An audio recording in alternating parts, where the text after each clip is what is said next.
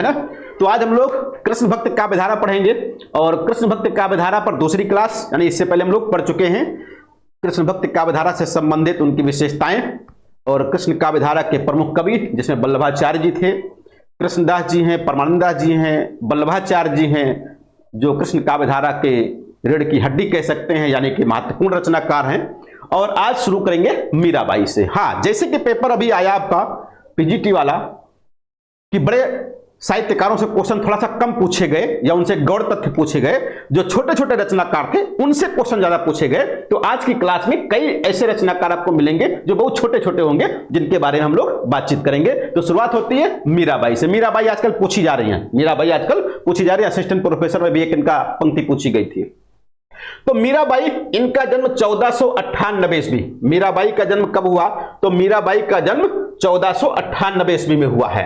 अब इनके जन्म तिथि को लेकर के खैर ज्यादा मतभेद नहीं, लेकिन दो तीन मत हैं, जिनमें से एक मत सामान्य मत है जो 1498 और डॉक्टर गणपत चंद्र गुप्त। ये गणपत चंद्र गुप्त कौन है?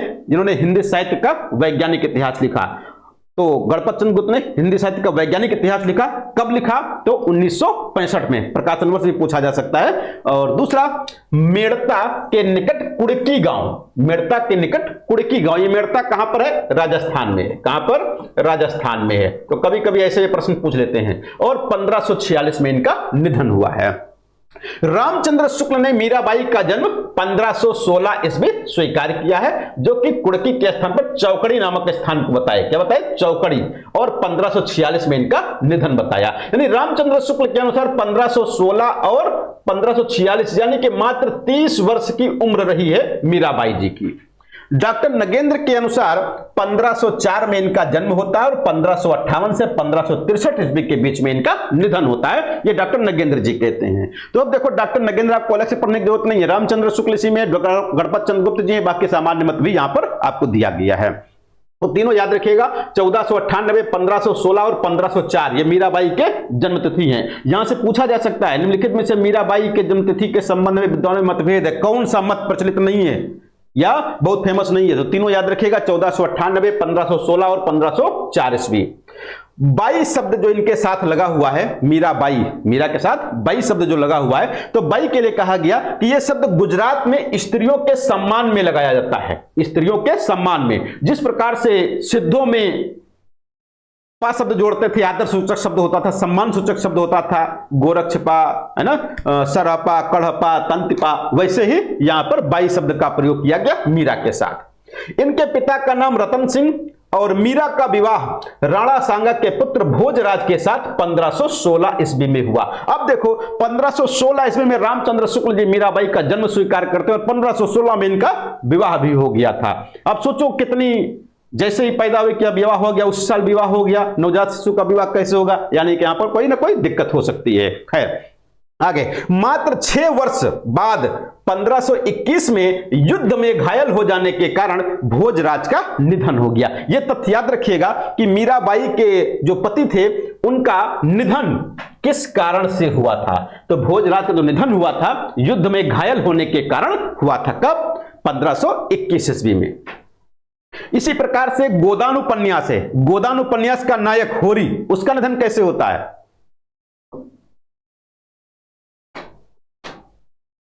हाँ, धूप में काम करने से उसको लू लग जाती है। क्या होती है? हाँ, धूप में काम करने के कारण उसको लू लग जाती है, जिससे वो उसका निधन होता है। चलिए भाई, मीरा के बचपन का नाम पेमल था। पेमल किसका? मीरा के बचपन का नाम। देखो यहां पर मीरा के बचपन का नाम और एक रानी लक्ष्मीबाई, उनका भी नाम पूछा जाता है। तो जो रानी लक्ष्मीबाई है, उनका नाम क्या था बचपन का? कोई बताएगा? जीएस का क्वेश्चन हो सकता है। हाँ, मनु था। हाँ, मनु था। हम यहां पर उसका जिक्र इसलिए कर रहे हैं कि अगर जो मीराबाई का जन्म, बचपन का नाम पूछा जाता है, तो मनु दिमाग में आ जाता है, जबकि वो रानी लक्ष्मीबाई का नाम है। तो यहां पर मीराबाई के बचपन का नाम पेमल है। मीरा के दादाजी राव दूदा व पिता का नाम राव रतन सिंह, यानी रतन सिंह इनके पिताजी थे, और माता का नाम वीर कुंवरी था। मीरा के पद राजस्थानी मिश्रित ब्रज भाषा के हैं। मीरा के गुरु का नाम रैदास। मीराबाई को वृंदावन की गोपी कहा गया। मीराबाई को वृंदावन की गोपी कहा गया है। आजकल ऐसे प्रश्न भी कभी कभी पूछ लेते हैं परीक्षा में, मीराबाई से संबंधित कौन सा कथन असंगत है, कौन सा तथ्य सही नहीं है, ऐसे भी पूछ लेते हैं। वहां पर इस प्रकार के क्वेश्चन आपको मिल सकते हैं। उन्हें यानी कि मीराबाई को सुमित्रानंदन पंत ने मरुस्थल की मंदाकिनी कहा। तो मीराबाई को मरुस्थल की मंदाकिनी कहा गया। मंदाकिनी मतलब गंगा नदी। तो मीराबाई को मरुस्थल की या राजस्थान की मंदाकिनी कहा है। किसने कहा है? तो यहां पर सुमित्रानंदन पंत जी ने कहा है। और मीरा का काव्य मुक्तक शैली का काव्य। कैसा है? मुक्तक शैली का काव्य है। यानी मीराबाई खंड काव्य, प्रबंध काव्य न लिख करके या महाकाव्य न लिख करके मुक्तक काव्य लिखे, जिस प्रकार से बिहारी लाल ने, कबीरदास ने लिखे वैसे। मीरा के पदों को उनकी सहेली ललिता ने लिपिबद्ध किया था। यानी जिस प्रकार से कबीरदास की रचनाओं का संकलन उनके शिष्य धर्मदास ने किया था, उसी प्रकार से मीराबाई की एक सहेली थी ललिता, जिन्होंने उनकी रचनाओं को लिपिबद्ध किया यानी कि लिखा था। मीरा की भक्ति माधुर्य भाव या दाम्पत्य भाव की थी। माधुर्य भाव, दाम्पत्य भाव नहीं पति पत्नी वाली, तो दाम्पत्य भाव या माधुर्य भाव की भक्ति मीराबाई की। सूरदास की भक्ति कैसी थी? कोई बताएगा? सूरदास की भक्ति, हाँ, सखा भाव या साख्य भाव की भक्ति थी। और तुलसीदास की भक्ति जो थी वो दास्य भाव की थी, है ना। तो यहां पर मीराबाई की भक्ति कभी कभी पूछ लेते हैं। मीरा पदावली यानी मीरा की रचनाओं का संपादन मीरा पदावली के नाम से परशुराम चतुर्वेदी ने, जबकि मीरा मुक्तावली के नाम से नरोत्तम स्वामी ने संपादन किया है। यानी मीराबाई की रचनाओं के दो संपादन यहां पर आपको दिए गए, एक मीरा ग्रंथावली और दूसरा है मीरा पदावली, सॉरी मीरा पदावली और मीरा मुक्तावली। तो मीरा पदावली का संपादन परशुराम चतुर्वेदी और मीरा मुक्तावली का नरोत्तम स्वामी। ये नरोत्तम स्वामी वही हैं जिन्होंने रासो शब्द की उत्पत्ति किस शब्द से मानी है? रसिक शब्द से मानी है। किससे? रसिक शब्द से मानी। बड़ा फेमस है ना, बहुत फेमस है। एक बार मीराबाई ने अपनी व्यथा, यानी एक सुना जाता है, कहा जाता है, किंवदंती है कि मीराबाई ने एक बार अपनी व्यथा, यानी मीराबाई के बारे में आप लोगों को पता ही होगा पहले से ही कि मीराबाई को बड़े कष्ट झेलने पड़े थे पारिवारिक जीवन में। तो मीराबाई अपने पारिवारिक कष्टों को एक बार लिख करके तुलसीदास जी के पास भेजती हैं और उसमें यहां पर एक छंद आता है, स्वस्थ श्री तुलसी कुलभूषण, स्वस्थ श्री तुलसी कुलभूषण दूषण हरण गुसाई, बारहु बार प्रणाम करहूं अब हरहु शोक समुदायी। तो यहां से एक पूछा जाता है, पंक्ति है किसकी? ये पंक्ति है किसकी? तो मीराबाई की है। किसके पास भेजा? गोस्वामी तुलसीदास जी के पास भेजा था। क्यों भेजा? अपने दुख कष्ट लिख करके भेजा था। यह छंद लिख करके पत्र के माध्यम से तुलसीदास के पास भेजा। तब तुलसीदास जी ने विनय पत्रिका का यह पद लिखकर मीराबाई के पास भेजा, जाके प्रिय न राम वैदेही तजिए ताहि कोटि वैरी सम यद्यपि परम स्नेही। यानी जिसके प्रिय राम और सीता नहीं है। कौन? राम और सीता नहीं है। ऐसे लोगों को कोटि माने करोड़ों, वैरी माने दुश्मन के समान समझकर छोड़ देना चाहिए, आपके वो चाहे जितने बड़े परम मित्र परम हितैषी क्यों ना हो, ये कहा गया। अब कहते हैं कि इसी पद से या हो सकता है इससे प्रभावित होकर के मीराबाई फिर आगे चल करके ससुराल छोड़ करके चली गई थी अपने चचेरे भाई के साथ। नाभादास जी ने मीरा के लिए लिखा है। किसने? नाभादास जी ने। ये किसने लिखा है? तुलसीदास जी ने। किसके लिए? मीराबाई के लिए लिख करके भेजा था। ये मीराबाई ने तुलसीदास को लिख के भेजा था। लेकिन नाभादास ने अपने भक्तमाल ने मीराबाई के लिए क्या लिखा है? तो निरंकुश अति निडर, निरंकुश अति निडर रसिक जस रसना गायो। ये पंक्ति किसकी है? नाभादास की है। किसके संबंध में है? मीराबाई के संबंध में है। राणा सांगा के उत्तराधिकारी विक्रम सिंह ने मीरा को बहुत यातनाएं दी थी। तो मीरा को बहुत यातनाएं कौन दिया था? तो राणा सांगा के उत्तराधिकारी विक्रम सिंह। भाई मात्र शादी के 6 साल बाद इनके पति का देहावसान हो जाता, निधन हो जाता, युद्ध में शहीद हो जाते हैं। अब जिसको संपत्ति मिलने वाली होगी परेशान तो वही करेगा, और इसलिए परेशान करेगा कि छोड़ छाड़ के जाए तो संपत्ति हमको मिल जाए, जब तक रहेगी तब तक हमको कहां मिलने वाली है। तो हो सकता है इस उद्देश्य के साथ ये इनको प्रताड़ित कर रहे हो, परेशान कर रहे हो। बाद में चचेरे भाई, नाम क्या है? जयमल।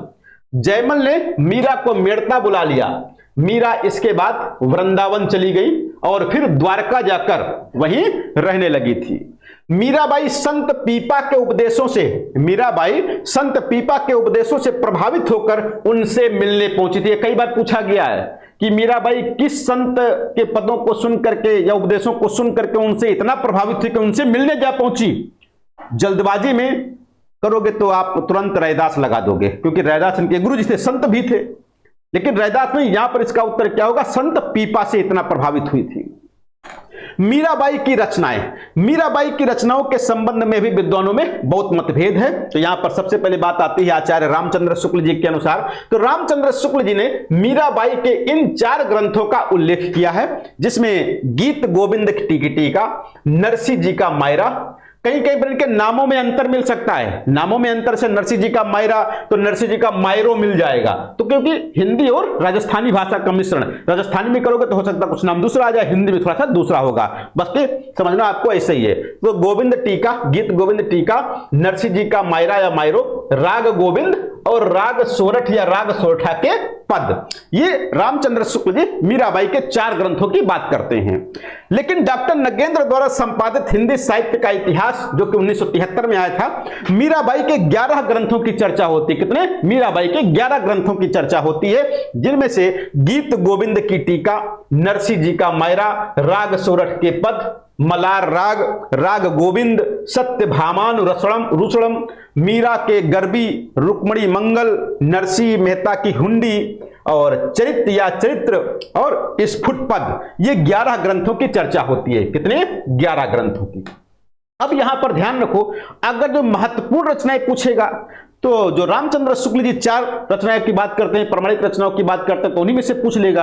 अगर जो गौड़ रचनाओं की बात करना होगा तो इन 4 को छोड़ करके जो यहां पर डॉक्टर नगेंद्र ने बताई हैं, उनसे यहां से क्वेश्चन पूछ सकता है। तो डॉक्टर नगेंद्र पढ़ करके आप क्या करोगे, इसको ढूंढोगे तो यहां पर ढूंढ के आपको पहले से ही दे दिया गया, तो अलग से आपको पढ़ने की आवश्यकता नहीं है, बशर्ते इनकी गौड़ रचनाएं भी आपको याद रखना है।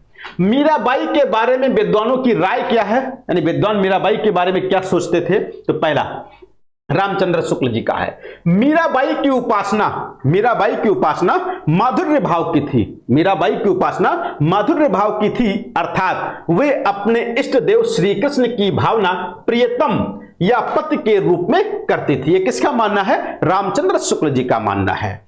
अगला है डॉक्टर नगेंद्र जी क्या कहते हैं, मीराबाई का काव्य उनके हृदय से निकले सहज प्रेमोच्छ्वास का साकार रूप है। उनकी वृत्ति एकांततः और समग्रतः प्रेम माधुरी में रमी है।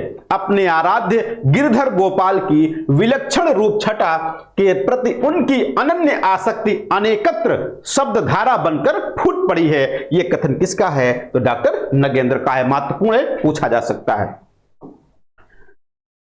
ओम प्रकाश जी का कथन है, मीरा में दर्शन या विचारों की खोज व्यर्थ है। मीरा में दर्शन या विचारों की खोज व्यर्थ है, वह प्रेम दीवानी थी। प्रेम ही उनका दर्शन और प्रेम ही उनका जीवन है। यह डॉक्टर ओम प्रकाश का कथन है। प्रोफेसर रामेश्वर प्रसाद शुक्ल जी क्या कहते हैं, मीरा की वेदना में एक शोधक प्रभाव है। मीरा की उपासना में या वेदना में एक शोधक प्रभाव है। उसके गीतों को पढ़कर सुनकर हम भीतर भीतर एक आंतरिक ठहराव, एक जीवन स्थिरता और प्रवृत्ति का मांगलीकरण अनुभव करते हैं। प्रेम की यातना हृदय को दृष्टा और सृष्टा दोनों बनाती है। प्रेम की यातना हृदय को दृष्टा और सृष्टा दोनों बना देती है। किसने कहा है? प्रोफेसर रामेश्वर प्रसाद शुक्ल जी ने कहा। प्रोफेसर तो महत्वपूर्ण पूछे जा सकते हैं। अगला कथन डॉक्टर कृष्णलाल जी का है कि हिंदी के कतिपय समालोचकों ने जायसी के वृह वर्णन को हिंदी काव्य में सर्वोत्कृष्ट ठहराया है। ऊहात्मक और अतिशयोक्तिपूर्ण उक्तियां ही जान पड़ती हैं। दादू का वृह वर्णन अवश्य उत्कृष्ट बन पड़ा है, परंतु जो व्यापकता और गंभीरता मीरा के पदों में है, उसका लेस भी दादू के दोहों और पदों में नहीं है। यह किसने कहा है? डॉक्टर कृष्णलाल ने मीराबाई के विरह की प्रशंसा करते हुए यह बात कही है। तो महत्वपूर्ण है, पूछा जा सकता है। डॉक्टर उमा गुप्त ने मीराबाई को उसके युग की सर्वश्रेष्ठ गायिका माना है। तो मीराबाई को गायिका बता दिया सर्वश्रेष्ठ, किसने? डॉक्टर उमा गुप्त ने, बहुत फेमस नहीं है। अगला कथन है राम कुमार वर्मा, बड़ा महत्वपूर्ण है। मीरा ने श्रृंगार रस में अपनी लेखनी, मीरा ने श्रृंगार रस में अपनी लेखनी डुबोकर अपने भावों का प्रकाशन किया है, पर इस श्रृंगार में वासना की दुर्गंध भी नहीं आने पाई है, पर इस श्रृंगार में वासना की दुर्गंध भी नहीं आने पाई है। ये किसने कहा है? रामकुमार वर्मा जी ने कहा है। और आलोचकों के आलोचक मैनेजर पांडे जी मीराबाई के बारे में क्या कहते हैं कि मीरा का जीवन और उस काल के अन्य भक्त कवियों की स्त्री संबंधी मान्यताओं का प्रतिकार भी है और प्रत्युत्तर भी है। यानी मीरा का जीवन कोई सामान्य बात नहीं है। तो मीरा का जीवन क्या है? मीरा का जीवन और उस काल के अन्य भक्त कवियों की स्त्री संबंधी जो मान्यताएं थी, तो उनका प्रतिकार भी है और उनका प्रत्युत्तर भी है। ये कौन कहता है? आलोचकों के आलोचक मैनेजर पांडे जी कहते हैं। आलोचकों का आलोचक कहा किसने मैनेजर पांडे को? नामवर सिंह ने कहा है। चले भाई, अगले रचनाकार आते हैं कृष्ण भक्ति काव्यधारा के ही कुंभन दास, बड़े फेमस हैं। संतन को कहां सीकरी सो काम, आवत जात पनिया टूटी विसर गयो हरिनाम। वही लिखा है ना इन्होंने, कुंभन दास जी ने।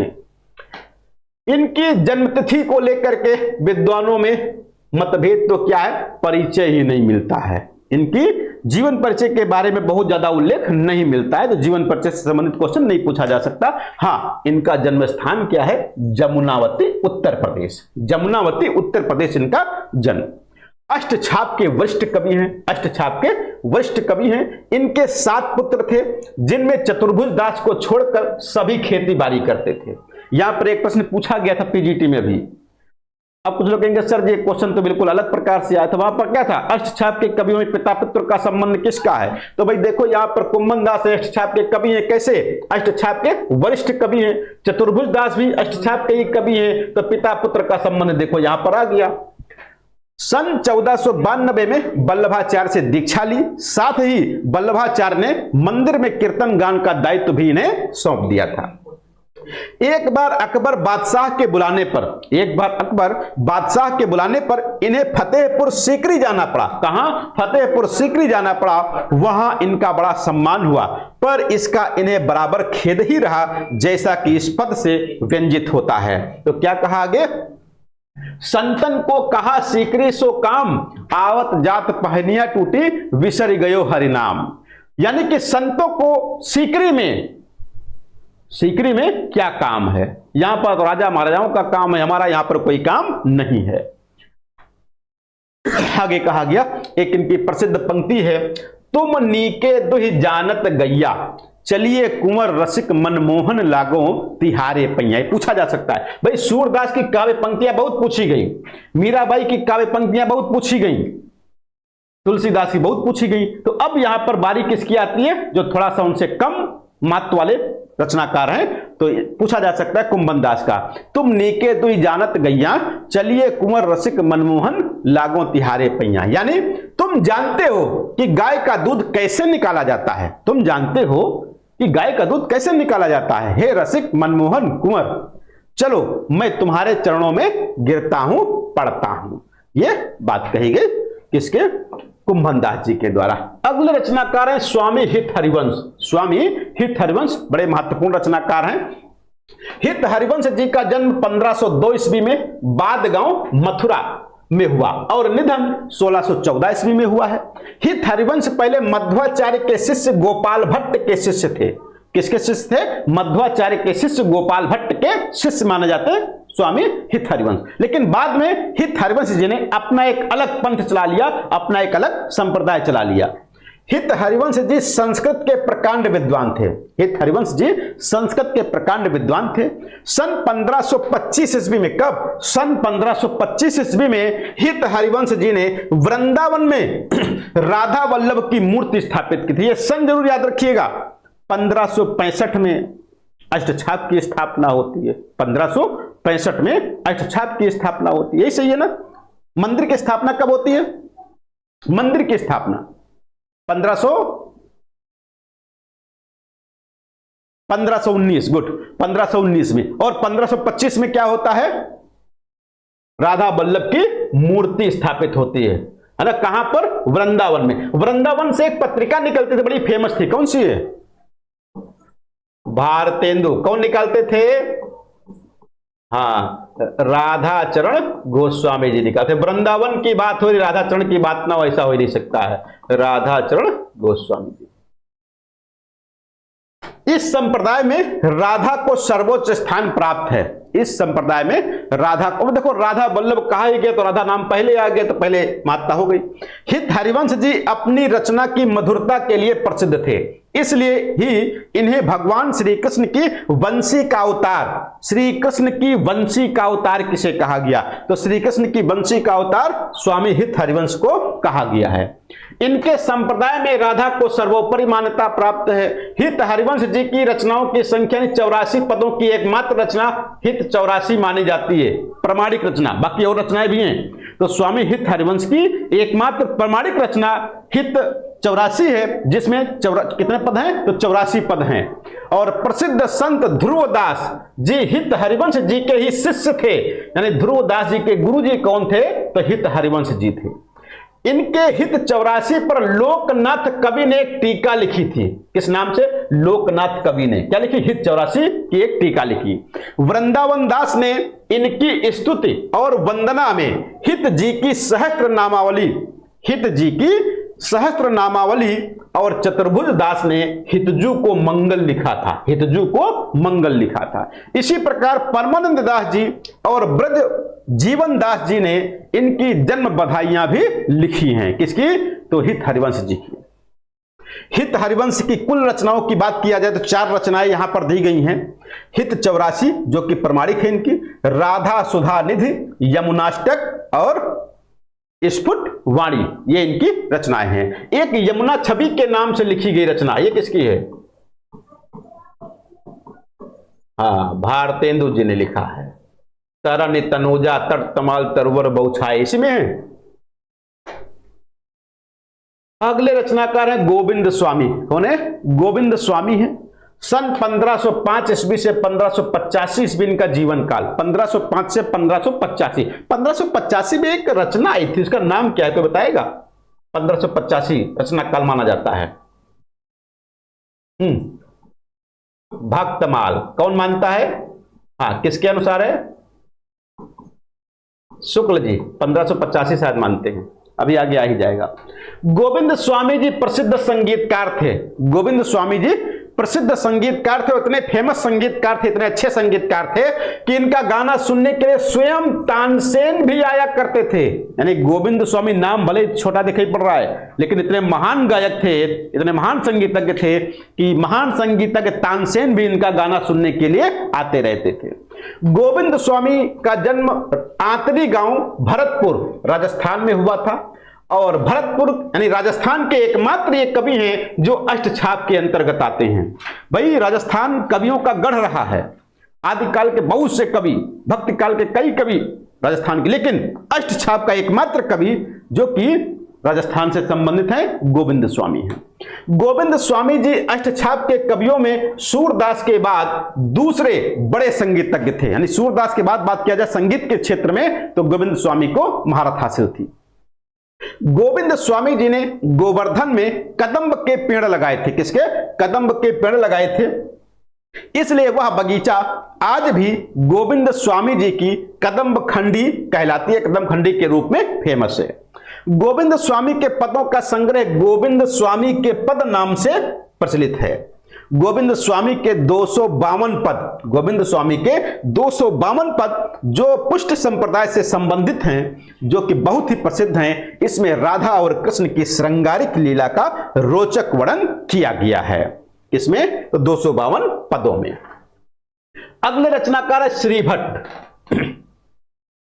1538 में इनका जन्म होता है हिसार हरियाणा में, बाद में मथुरा में आके बस गए।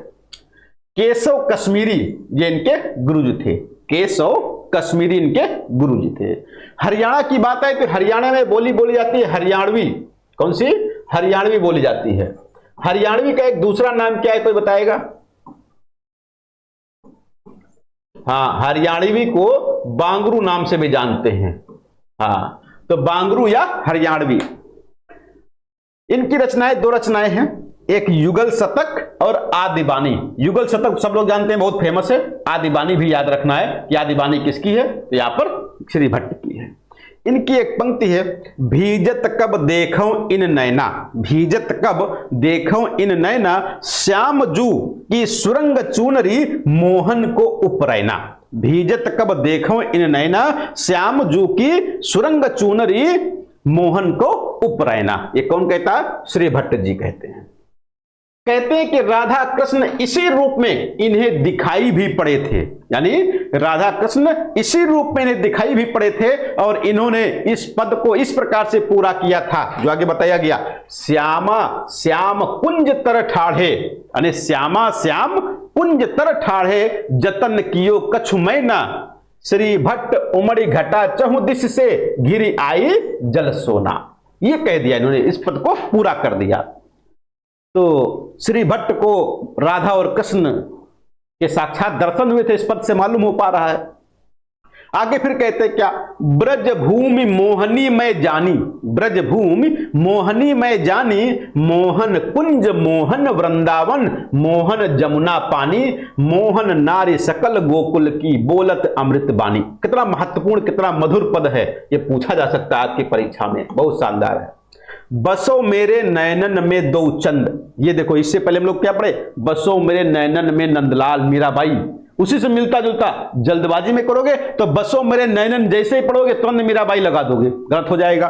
तो बसो मेरे नैनन में दो चंद, गोर बदन ब्रस भानु नंदनी, श्याम बरन नंद नंद, यानी गोरे बदन वाली ब्रसभानु की पुत्री नंदनी यानी कि राधा, और श्याम बरन नंद बाबा के पुत्र भगवान कृष्ण, दोनों मेरी आंखों में बस जाओ। अगले रचनाकार है चतुर्भुज दास। ये चतुर्भुज दास वही है जो कुम्मन दास के पुत्र थे। 1530 में इनका जन्म होता है, 1585 में निधन है। जमुनावती उत्तर प्रदेश में इनका जन्म स्थान है।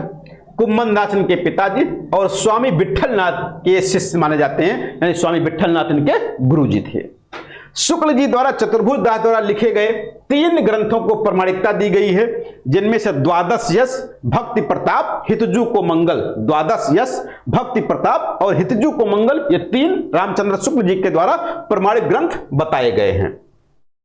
आप द्वारा प्रणीत एक पद्य बहुत प्रचलित है, जसोदा कहा कहूं हौ बात, कहा कहूं हौ बात। ये हौ बात कहा गया, हौ का मतलब क्या है, मैं, यानी ये ब्रज भाषा है। कैसी, ब्रज भाषा में मैं को हौ कहते हैं। तुम्हारे सुत के कर्तव्य मोपे कहत कहे नहीं जात, कि हे माता यशोदा मैं क्या बात कहूं, क्या मैं क्या बात कहूं, तुम्हारे पुत्र के यानी कृष्ण के कर्म मुझसे सहते नहीं बनते, मुझसे कहते नहीं बनते, अर्थात बताने में सक्षम नहीं हूं। यानी भगवान श्री कृष्ण के कर्तव्यों से या उनकी लीला से परेशान होकर के कोई गोपी माता यशोदा से शिकायत करने जाती है और यह बात कहती है, यानी इस प्रकार से कहलाते हैं कौन, चतुर्भुज दास जी। अब आगे बात आती है नंददास की, बड़े फेमस रचनाकार हैं, तुलसीदास के चचेरे भाई माने जाते हैं। आगे क्या है, 1533 में इनका जन्म होता है और 1583 में इनका निधन होता है। नंददास का जन्म सूकर के निकट रामपुर, जिसका वर्तमान नाम क्या है, श्यामपुर। अब देखो रामपुर से श्यामपुर हो गए, योगी जी की सरकार थी क्या यहां, तो रामपुर श्यामपुर हो गया, जो कि कासगंज जिले में पड़ता है। कहां पर, कासगंज जिले में पड़ता है। कासगंज वाले लोग जानते होंगे श्यामपुर को, रामपुर से श्यामपुर हो गया। एक रामपुर तो खुद जिला है अपना, उसकी बात नहीं हो रही है, ये कोई छोटा गांव का नाम होगा, वहां की बात है श्यामपुर की। नंददास पहले राम भक्त थे। नंददास क्या थे, पहले राम भक्त थे, लेकिन आगे चल के विट्ठलनाथ से दीक्षा लेकर कृष्ण भक्ति करने लगे। गुरु जी का प्रभाव तो बड़ा रहता है शिष्यों पर। नंददास अष्टछाप के कवियों में सबसे कनिष्ठ, कुम्भन दास सबसे वरिष्ठ और नंददास सबसे छोटे थे। कनिष्ठ मतलब छोटे।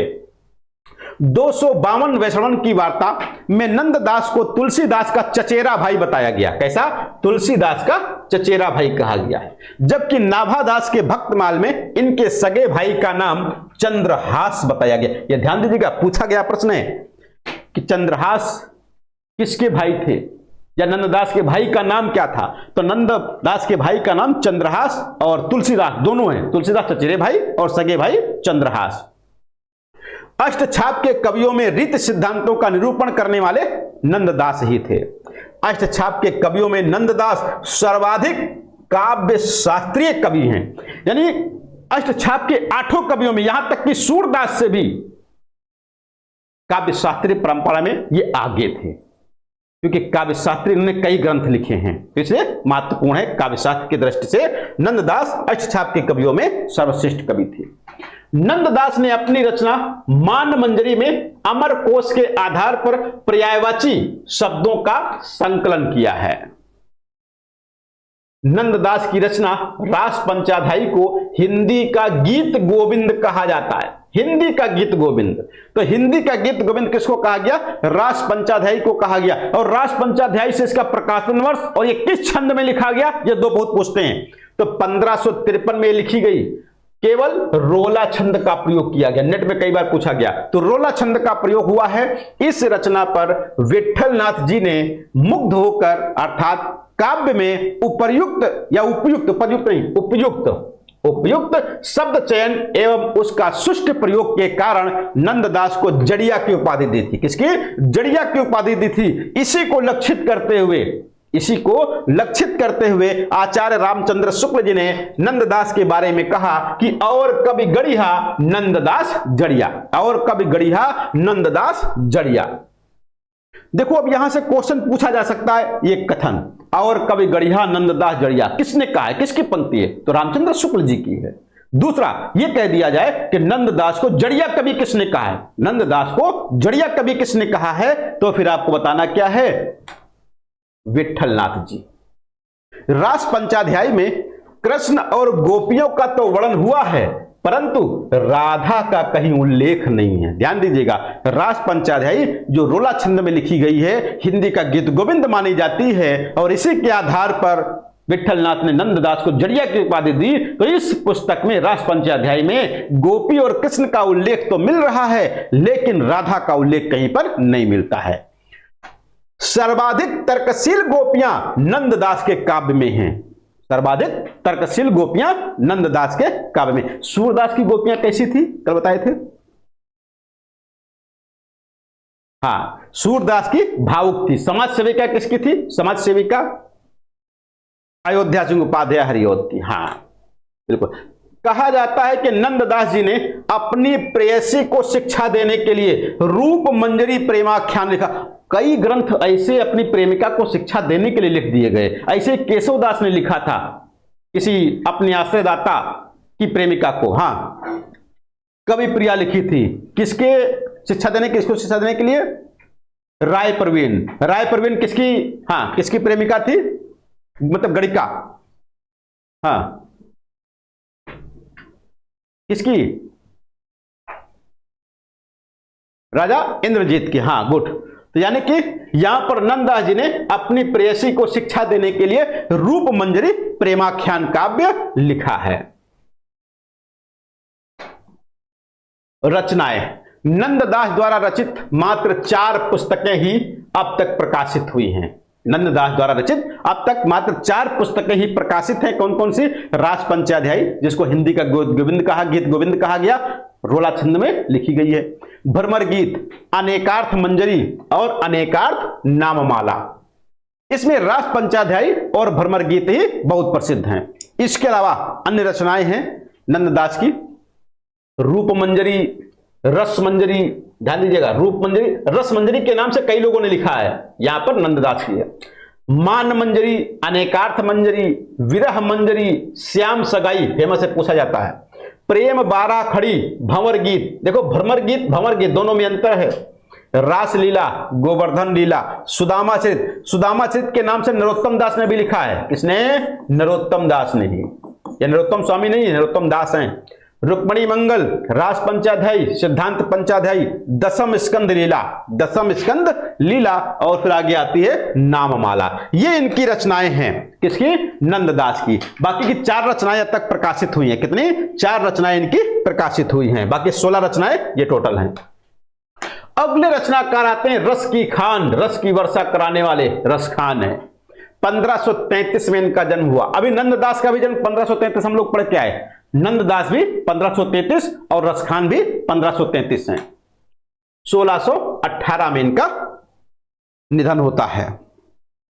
इनके जन्म को लेकर के एक दोहा बहुत प्रसिद्ध है, देख गदर हित साहिबी दिल्ली नगर मसान, छिनहि बादशाह वंश की ठसक छाड़ रसखान। ये खूब फेमस है, पूछा जा सकता है। रसखान का मूल नाम पूछ लिया गया एक बार, सैयद इब्राहिम।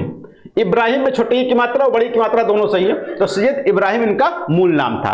रसखान कृष्ण भक्त और विठल नाथ जी के शिष्य थे। रसखान ने ब्रज भाषा में कृष्ण भक्ति में गेय पद न लिख करके कवित और सवैया लिखा। रसखान के सवैये और रसखान के कवित बहुत फेमस है। रसखान का नाम आए सवैये का नाम ना आए, ऐसा नहीं हो सकता कभी भी। हाँ, दूसरा ये है, एक प्रश्न ऐसा पूछा जाता है कि निम्नलिखित में से कौन सा संत कवि सवैया लिखने में सिद्धहस्त था? वहां पर सबसे पहला नाम रसखान का आ जाता है, और बहुत लोग जल्दबाजी में रसखान को लगा देते हैं। तो रसखान भक्त कवि थे, संत कवि नहीं थे। तो संत कौन थे बताओ भैया जल्दी से? सुंदरदास थे, है ना? हाँ, सुंदरदास थे, बिल्कुल। रसखान के शिष्य के रूप में कादिर बख्श प्रसिद्ध हैं। रसखान के शिष्य के रूप में कादिर बख्श प्रसिद्ध हैं। रसखान की रचनाएं, सुजान रसखान 214 छंद, प्रेम वाटिका 1614 में लिखी गई 53 छंद, दान लीला 11 छंद, अष्टयाम। अष्टयाम के नाम से कई लोगों ने लिखा है, अष्टयाम के नाम से कई लोगों ने लिखा है। अष्टयाम यानी 8 पहर, याम का मतलब पहर, अष्ट मतलब 8 पहर। कृष्ण की दिनचर्या का वर्णन किया गया है। एक अग्रदास की अष्टयाम है, ये किस नाम से आई? अग्रदास की।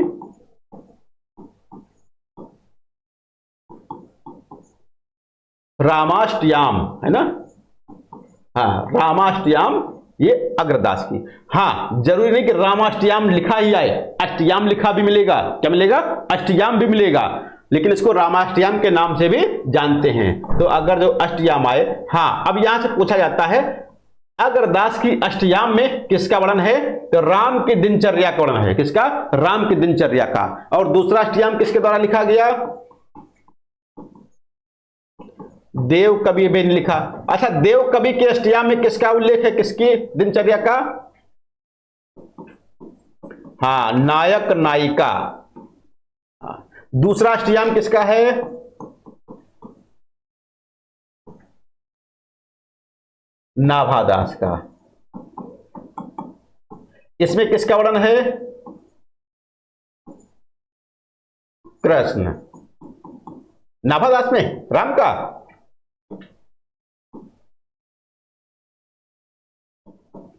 इसमें राधा कृष्ण है शायद, एक बार देख लीजिएगा। राम है? अच्छा, अच्छा, दो भाषा में लिखा, यानी कि राम से संबंधित। नाभादास राम का विधारक हैं, राम से संबंधित, है ना? चलो, अब यहां पर 3 चीजें याद रखिएगा। एक, कृष्ण की दिनचर्या। किसकी? कृष्ण की दिनचर्या, राम की दिनचर्या और नायक नायिका की दिनचर्या। तो नायक नायिका अष्टयाम देव कवि, राम की दिनचर्या तो अग्रदास और नाभादास, और रसखान तो अष्टयाम कृष्ण की दिनचर्या। सुजान रसखान में 181 सवैये, 17 कवित और 12 दोहे तथा 4 सोठे हैं। ये ऐसा प्रश्न बिना सिर पैर जब कभी आएगा तो आएगा, बाकी बहुत महत्वपूर्ण नहीं है। बस याद रखना सुजान रसखान के रचनाकार कौन है? तो रसखान जी हैं। कुल मिलाकर के 214 छंद हैं। प्रेम वाटिका बड़ी फेमस है। प्रेम वाटिका के रचनाकार रसखान के अलावा और कौन है? घनानंद, भारतेंदु हरिश्चंद्र जी हैं। कौन है? भारतेंदु हरिश्चंद्र जी हैं। 1614 रसखान की अंतिम रचना, रसखान की अंतिम रचना मानी जाती है। दान लीला इनकी एक छोटी सी प्रबंध रचना है। अष्टयाम में भगवान श्री कृष्ण के प्रातः काल उठने से लेकर सोने तक की दिनचर्या का वर्णन किया गया है। रसखान मुसलमान होकर भी कृष्ण भक्त थे। रसखान मुसलमान होकर भी कृष्ण भक्त थे, इसलिए भारतेंदु हरिश्चंद्र ने इनसे प्रभावित होकर कहा कि इन मुसलमान हरिजनन पर कोटिक हिंदू वार्य। इन मुसलमान हरिजनन पर कोटिक हिंदू वार्य। किसने कहा? भारतेंदु हरिश्चंद्र ने। रसखान विठलनाथ जी के कृपा पात्र थे। रसखान की भाषा के संबंध में एक रामचंद्र शुक्ल जी का कथन बहुत फेमस है। इनकी भाषा बहुत चलती। हाँ, क्या चीज? हाँ, तो थोड़ी सी जगह बदलो, अपनी थोड़ी सी जगह बदल लो, आ जाएगा। इनकी भाषा बहुत चलती, इनकी भाषा बहुत चलती, सरल और शब्दाडंबर मुक्त होती थी। शुद्ध ब्रज भाषा का जो चलतापन और सफाई इनकी और घनानंद की रचनाओं में है, वह अन्यत्र दुर्लभ है। ये कौन कहा है? रामचंद्र शुक्ल जी के हैं। इन्हें पीयूष वर्षी या अमृत की वर्षा करने वाला कवि कहा गया है। पीयूष वर्षी या अमृत की वर्षा कराने वाला कवि कहा गया। अच्छा, पीयूष वर्षी अमृत की वर्षा कराने वाला किसी और को भी कवि कहा गया है? बिहारी लाल को। किसने कहा है? हाँ, किसने कहा है? नहीं, शुक्ल जी ने नहीं, राधाचरण गोस्वामी जी ने कहा है। हाँ, अब्दुल रशीद रसदी, अब्दुल रशीद रसदी को आधुनिक रसखान कहा जाता है। तो आधुनिक रसखान के नाम से किसे जाना जाता है? तो अब्दुल रशीद रसदी को जाना जाता है। अगले रचनाकार हैं रहीम दास जी, 1556 से 1626। रहीम का पूरा जन्म अब्दुल रहीम खान खाना, अब्दुल रहीम खान एक खाना।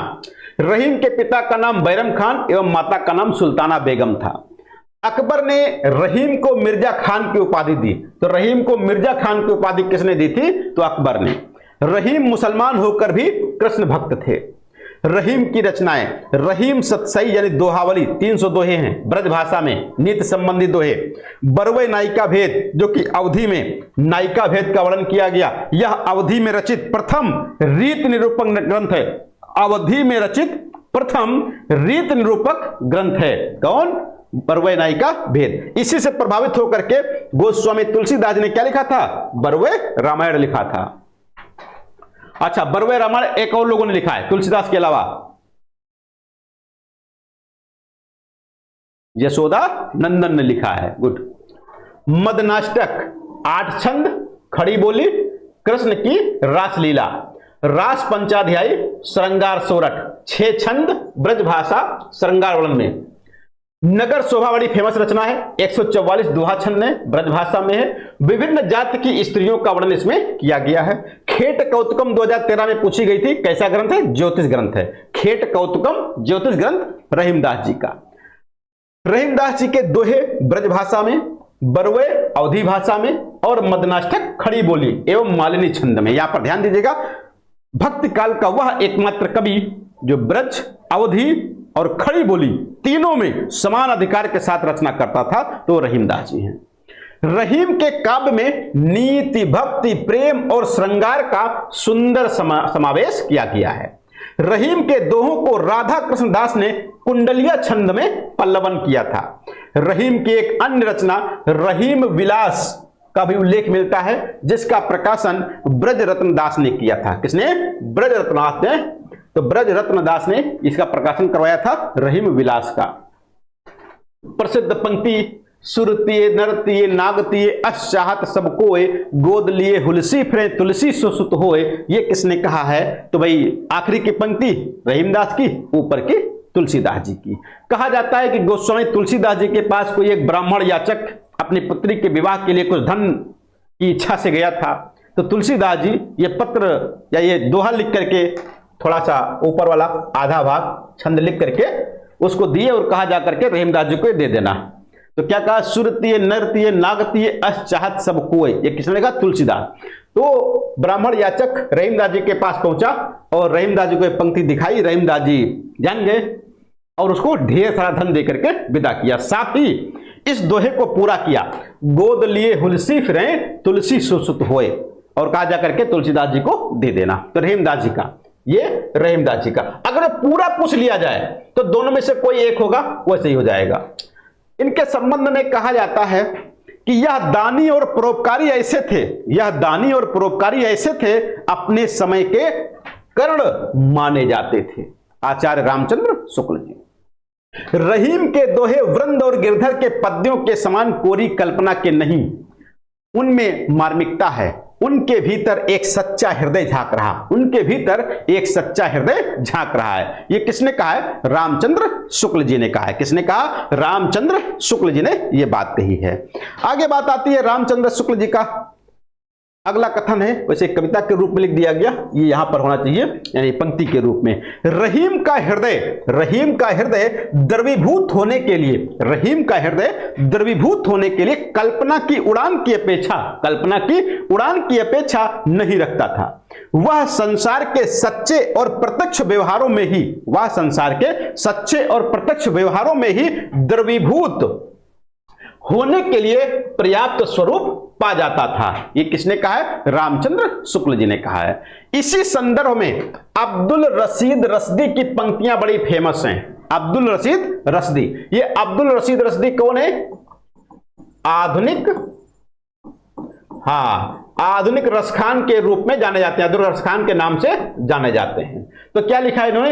हुलसी तुलसी फिरत हैं, हुलसी तुलसी पाए, हुलसी तुलसी जगत मह, और कौन है माय। अगर ये पंक्ति पूछ लिया जाए कि किनकी हैं, तो बहुत लोग तो तुलसीदास की लगा देंगे, बहुत लोग रहीमदास की लगा देंगे, बहुत लोग रसखान पे भी जा सकते हैं। लेकिन वास्तविकता क्या है कि ये किसकी है? तो ये पंक्ति अब्दुल रशीद रसदी की है। अब बात आती है इस काल के या कृष्ण काव्य धारा के कुछ गौड़ कवि और बहुत गौड़ कवि, यानी जिनके बारे में कभी कभार एक आध रचना एक आध तथ्य पूछ लेते हैं। जल्दी से बात इन पर भी कर लेते हैं। गंग कवि बहुत फेमस नाम है, गंगा प्रसाद इनका मूल नाम है। गंगा पदावली, गंग पच्चीसी, गंग रत्नावली और गंग कवित, ये इनकी रचनाएं हैं, जिनमें से गंगा पदावली, गंग पच्चीसी और गंग रत्नावली ये तीनों ग्रंथ क्या है? अनुपलब्ध हैं। जो गंग कवित्त है इसमें गंग कवि के 400 छंद संकलित हैं। नरोत्तम दास जिनकी भी चर्चा हो रही थी, सुदामा चरित और ध्रुव चरित, ये दो रचनाएं हैं, ध्रुव चरित और सुदामा चरित। तो ध्रुव चरित के नाम से नरोत्तम दास ने भी लिखा है। अब ये पीजीटी में पूछा गया था ध्रुव चरित के रचनाकार कौन, वहां पर मलुक दास ऑप्शन सही थे। यहां पर सुदामा चरित खंड काव्य सवैया छंद में लिखा गया। लालचंद या लक्षोदय पद्मिनी चरित्र पूछा जाता है, महत्वपूर्ण है। पद्मिनी चरित्र, इस प्रबंध काव्य में पद्मिनी और रत्नसेन की कथा वर्णित है। सुंदर, ये बड़े फेमस रचनाकार हैं, एक बार यूपी SSS में पूछ लिया गया था। सुंदर श्रृंगार इनका ग्रंथ है। शाहजहां ने पहले इन्हें कविराय की उपाधि दी। क्या? शाहजहां ने पहले से इन्हें कविराय की उपाधि दी और बाद में महाकविराय की उपाधि शाहजहां ने दी थी सुंदर कवि को। ये सुंदर कवि है, सुंदर दास नहीं है, ये सुंदर दास सुंदर ग्रंथावली वाले नहीं है, यहां पर ये सुंदर कवि हैं। दूसरा मुबारक अली, अलग शतक तिलक शतक, बड़ी फेमस रचनाएं हैं।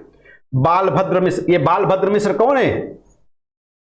केशवदास के बड़े भाई, केशवदास के बड़े भाई के पिताजी, हाँ, जो भी है उनके अग्रज माने जाते हैं, है ना, अग्रज हैं। बलभद्री व्याकरण, हनुमान नाटक, गोवर्धन सत्सई टीका और दूषण विचार, ये बलभद्र मिश्र के। मनोहर कवि सत्य प्रश्नोत्तरी, इनका उपनाम तौसनी था, ये पूछा जा सकता है, महत्वपूर्ण है। तौसनी किसका उपनाम था? तो मनोहर कवि का। नरहरि बंदीजन, रुक्मणी मंगल और छप्पय नीति, अकबर ने इन्हें महापात्र की उपाधि दी थी। क्या? महापात्र, किसको? महापात्र नरहरि बंदीजन इनका पूरा नाम आ जाता है। फिर छीहल कवि पंच सहेली के नाम से लिखा, किस नाम से? पंच सहेली के नाम से एक इनकी रचना आई और बावनी के नाम से भी एक इनकी रचना आई है। पंच सहेली में 5 सखियों की विरह वेदना का वर्णन किया गया है। लालच दास हरिचरित्र बड़ी फेमस रचना है। भागवत दशम स्कंद भाषा 1530 में आई थी। कृपाराम हित तरंगड़ी 1451, यह रस पर आधारित प्राचीनतम रीति ग्रंथ है। और हिंदी में कालक्रम की दृष्टि से कहा जाए कि काव्य शास्त्रीय परंपरा का प्रथम ग्रंथ कौन है, तो आप तुरंत लगाओगे हित तरंगड़ी है। काशीराम पृथ्वीराज कनक मंजरी और बेल किशन रुक्मणी री, दो रचनाएं इनकी हैं, एक कनक मंजरी है, दूसरा बेल किशन रुक्मणी री। किसकी है? तो ये काशीराम पृथ्वीराज की है। ये थे भक्ति काल के कृष्ण काव्य धारा के गौड़ कवि। कल हम लोग बातचीत करेंगे रीतिकाल पर। यहां पर आगे आपको भक्ति काल की काव्य पंक्तियां दी गई होंगी, उन काव्य पंक्तियों को आपको स्वाध्ययन करना है, अपने से पढ़ना है, क्योंकि वहां पर काव्य पंक्तियों का अर्थ नहीं पूछा जाता है, केवल काव्य पंक्तियां और काव्य पंक्तियों के रचनाकार पूछे जाते हैं, तो आपने मन से उसको पढ़ सकते हैं, अच्छे से याद कर सकते हैं। और कल रीतिकाल पे हम लोग बातचीत करेंगे। यहाँ पर कोई प्रश्न कोई डाउट तो मतलब बातचीत कर सकते हैं। दूसरा, अभी 10 बजे से टेस्ट होना है आपको। टेस्ट में सभी लोगों को सम्मिलित होना है। सुबह भले 1 घंटा देर से जगो, कोई बात नहीं है, लेकिन रात में आपको पेपर हल करके ही सोना है। 150 प्रश्न हैं। कितने प्रश्न हैं? 150 प्रश्न हैं, जिनमें से 40-45 प्रश्न ऐसे होंगे जो बिल्कुल नए होंगे, और बाकी के जो प्रश्न होंगे वो आपके पुराने नोट्स से या पुराने टेस्ट पेपर से, उनमें से होंगे। हाँ, ये 40-50 जो बताया, 40-45 प्रश्न बताए हैं, इनमें से भी कई प्रश्न आपके नोट्स से ही होंगे, अलग से नहीं होंगे।